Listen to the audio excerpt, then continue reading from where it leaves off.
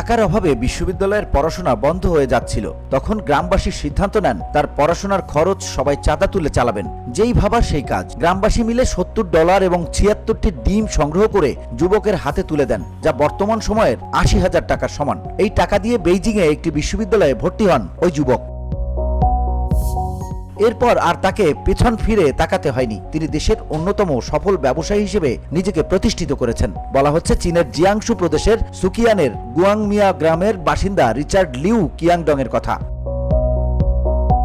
1990 সালে গ্রামবাসী তাকে বিশ্ববিদ্যালয়ে ভর্তি হতে সাহায্য করেছিলেন। বর্তমানে লিউ 58,000 কোটি টাকার সম্পদের মালিক। বিশ্বের সবচেয়ে ধনী ব্যক্তিদের তালিকায় তার নাম 427 নম্বরে। 50 বছর বয়সী এই ব্যবসায়ী চীনের শীর্ষস্থানীয় একটি ই-কমার্সের প্রতিষ্ঠাতা chairman.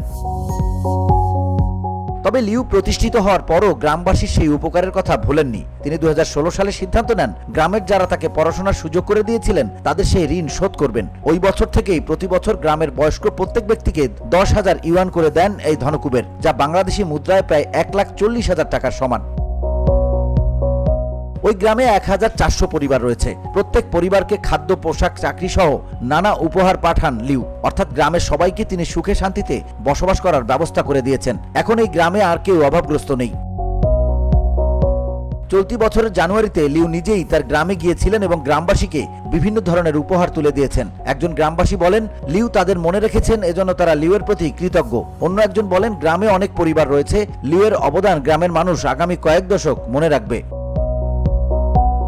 VOD Bangla news desk.